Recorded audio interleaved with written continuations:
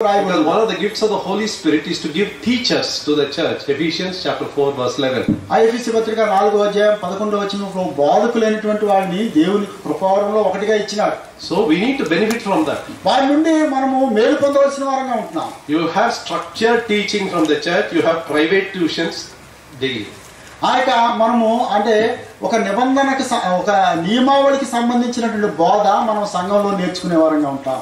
అయితే ప్రత్యేకంగా అనుదినము ఒక ప్రైవేట్ అంటే అది మనం ఎప్పుడు కూడా ఇంటి దగ్గర మనం కలిగి ఉండేటువంటి వారంగా ఉండాలి. This is intuition, tuition from inside. అంటే అంతరంగంలో నుండి బోధింపబడుట. So both must teach. ఇవన్నీ రెండు కూడా కావాలి.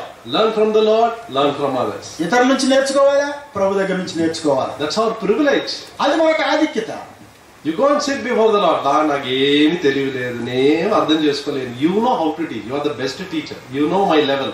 Teach me according to my level. You ask the Lord and see how He teaches you. ప్రభు దగ్గరికి వెళ్ళి మీరు కూర్చుని, ప్రభువా నాకేం అర్థం కావట్లేదు, నువ్వు నాకు బోధించు, నా స్థాయి ఏంటో నువ్వు ఎరిగిన వాడుగా ఉంటున్నావు, నాకు ఏ విధంగా బోధించాలో నువ్వు ఎరిగిన వాడుగా ఉంటున్నావు, నాకు నీ వాక్యాన్ని నేర్పించు ఆయన అడిగినట్లయితే ఆయన నీకు తప్పక నేర్పించేవాడిగా ఉన్నాడు. But one thing about this teacher is, అయితే ఈ యొక్క బాధికులతో వచ్చినటువంటి ఒక పని ఏంటన్నట్లయితే ఉన్న పని ఏంటంటే, after teaching he will wait whether you are going to respond in obedience or not. అయితే బోధించిన తర్వాత ఆయన వేచి చూసేవాడిగా ఉంటున్నాడు, దానికి నువ్వు ప్రతిస్పందిస్తున్నావా లేదా అనేటువంటిది. If you are merely or I am merely interested in head knowledge, after some time he will stop teaching. ఒకవేళ మనము మన యొక్క సొంత జ్ఞానం ఆలోచనను బట్టి మనము జీవించడానికి ఇష్టపడినట్లయితే కొంత సమయం అయిపోయిన తర్వాత ఆయన బోధించడం ఆపివేసేవాడు. లేఖనానుసారమైన జ్ఞానం పెంచుకోవటమే మన ఉద్దేశం అయితే, లేఖనానుసారమైన జ్ఞానం పెంచుకోవడమే మనకు ఉద్దేశం అయితే, ఆచరణలో తీసుకొని వచ్చే ఉద్దేశం నాకు లేనట్లయితే, ఆచరణలో తీసుకుని వచ్చిన ఉద్దేశం లేకపోయినట్లయితే he stops teaching. ఆయన ఆపివేస్తాడు బోధించడం. He said, you read for yourself. You want only knowledge, you want bookish knowledge. నీకు లేఖనానుసారమైన జ్ఞానమే కావాలి కదా, నువ్వు చదువుకో అంటాడు. You learn it. నువ్వు నేర్చుకో, Become proud. నువ్వు దాన్ని బట్టి అతిశయించు. That's how scribes came in the New Testament. అదే నూతన నిబంధనలో శాస్త్రులైనటువంటి వాళ్ళు వచ్చారు. When the wise men asked, where is he that is born king of the Jews? యూదుల రాజుగా పుట్టినవాడు ఎక్కడున్నాడని అడిగితే, they did not say, wait a minute, we'll go search the Old Testament. They immediately said, Micah chapter 5 verse 2, ask them to go to Bethlehem.